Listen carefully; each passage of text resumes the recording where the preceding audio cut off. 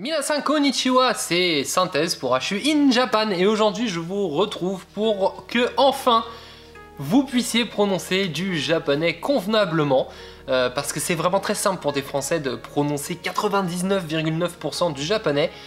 Au passage, cette vidéo n'est pas destinée à des linguistes ou des japonisants, donc je vais parler en syllabes et en choses qui en fait sont faux. On parle pas comme ça, c'est grammaticalement, académiquement faux de parler comme ça, et bien sûr tout sera en romaji, même si je vous noterai sûrement les kanas en haut à droite. En fait, je fais avant tout cette vidéo parce que à chaque fois que quelque part en France quelqu'un prononce Nagasaki ou Naruto, je perds un cheveu, et comme vous remarquez, bah, il y a urgence en fait, parce que j'en ai déjà plus beaucoup. Au passage, quand je parlerai de romaji, bien sûr, je parlerai, c'est là le japonais transcrit, traduit dans notre alphabet à nous, notre alphabet occidental. Première règle très simple, le japonais fonctionne en syllabes, et donc en syllabes, ça veut dire que vous aurez soit une voyelle toute seule, soit une consonne suivie d'une voyelle, ça compose une lettre en fait en japonais, et ça ne marche que comme ça, il n'y a pas de liaison, il n'y a pas de combinaison très complexe de lettres comme nous on peut l'avoir, avec un O plus un U va faire OU, et ce genre de choses. Et bien sûr en japonais, une lettre, alors quand je parle d'une lettre, je vous parle d'un kana ou d'un kanji, je vous parle pas bien sûr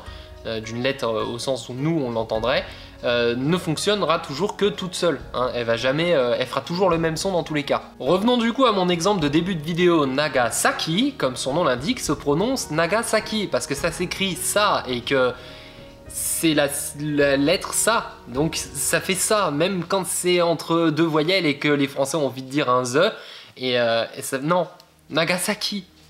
Hiroshima et Nagasaki. Dans l'absolu, en tout cas, la phonétique du japonais est extrêmement proche de la phonétique du français. C'est pour ça que souvent les Français ont une très bonne prononciation du japonais. Donc les voyelles de base sont A, I, U et O. A, I, U et O. Et dans l'absolu, elles se prononcent quasiment comme en français. À la seule différence, c'est que le E se prononcera toujours E en japonais. Il n'y a pas de son E. Et le U est en fait un son qui est à cheval entre le OU et le O. Ça fait un E. C'est pas un E, c'est un E. A, I, U et O. Et pour ce qui est de la lettre U, elle a une prononciation que moi je situerais un peu entre le U et le OU, ça fait un E. C'est pas aussi marqué, voilà. C'est pas aussi distinct que le U comme nous on le prononce qui vient du fond de la gorge. Pour ce qui est du reste, quand on met des consonnes devant, donc on a Ka, Sa, Shi, Ta, Tsu, Ma, Ha, Na, tout ça, ça se prononce exactement comme vous le liriez en français, donc commencez pas à vous inventer des règles qui n'existent pas, pensez toujours à ne jamais faire la liaison entre deux groupes, donc ce qui correspond en fait à une lettre en japonais. Ça se fait pas, il n'y a pas de liaison, c'est deux lettres distinctes et se prononcent chacune séparément les unes des autres. Alors première petite difficulté, quand on écrirait en français C-H-I, en fait ça se prononce chi, comme s'il y avait un T en fait devant cet ensemble, donc ça se prononcera toujours chi. Pour ce qui est du feu, il est un peu compliqué, ça se prononce pas fu comme nous on le ferait, mais c'est à cheval encore une fois entre un he, vous savez le ha, hi, hu et ho, le he, et le feu, donc ça fait un feu, c'est plus léger. Et enfin, on arrive au terrible R que tout le monde prononce re. C'est un son que les japonais ont énormément de mal à sortir. Vous remarquerez que beaucoup de japonais qui parlent français vont remplacer le R par un truc qui ressemble un peu à un accent italien finalement. Le re n'existe pas, le R ne fait pas re en japonais. Le R, c'est simplissime. Vous remplacez le R par la lettre L dans votre tête et vous le prononcez. Vous voyez écrit R-A, ça fait la. Donc par exemple, on dit pas Naruto, on dit Naruto.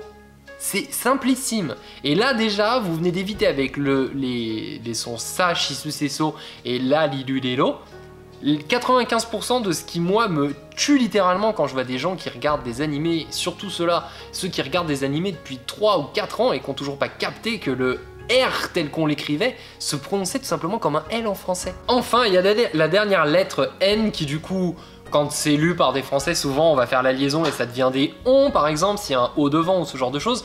La lettre N qui est très jolie, moi j'aime beaucoup, je vous mettrai là comme le reste, mais elle est très jolie et surtout c'est un son un peu particulier puisque c'est un son qu'on prononce la bouche fermée. Voilà. Et c'est une lettre qui est plutôt pratique parce qu'on peut dire oui, et on peut dire non. Voilà. Je la trouve trop cool cette lettre, je la trouve vraiment fun. Bon, elle est dure à entendre, donc généralement on va utiliser des mots qui se parlent la bouche ouverte pour être bien compris, surtout s'il y a du bruit autour. Mais dans l'absolu, voilà, c'est une lettre, la lettre M. Pour finir avec une des dernières règles et qui pose vraiment souvent problème pour la prononciation, c'est beaucoup moins choquant, mais c'est quand même dommage de pas apprendre à le lire correctement. Vous allez voir en 3 minutes, là, vous allez savoir toutes les règles pour bien prononcer du japonais. La règle du OU, OO ou UU. En fait, si vous avez déjà appris les kanas, vous le savez, mais si vous ne les avez pas appris, vous ne le savez pas. Mais quand on met un O suivi d'un U, deux O ou deux U, en fait, c'est pour indiquer que la première voyelle est prononcée de manière allongée. Par exemple, un O, c'est juste un O, mais par contre, un O suivi d'un U, ça fait OO. Voilà, c'est un O long et non pas un OU. Au passage, notez que souvent, si vous allez sur le Wikipédia en anglais, on écrit ces lettres non pas un O par exemple suivi d'un U, mais on va mettre un O avec un trait au-dessus, ou pour ce qui est du français, souvent on va mettre un accent circonflexe dessus. Je crois que c'est des conventions qui sont définies.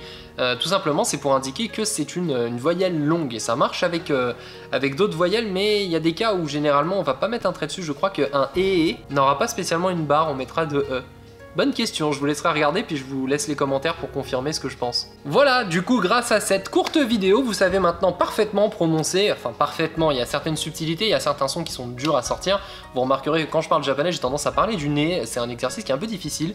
Mais voilà, les sons en japonais sortent mieux si on parle légèrement du nez, mais c'est pas une obligation. Dans tous les cas, je vous en prie, ne me remerciez pas, maintenant vous savez parfaitement prononcer du japonais et vous pourrez vous la péter en sachant lire parfaitement et être compris parfaitement par un japonais, même si vous lisez tout simplement ce qui est écrit dans votre guide de conversation, etc.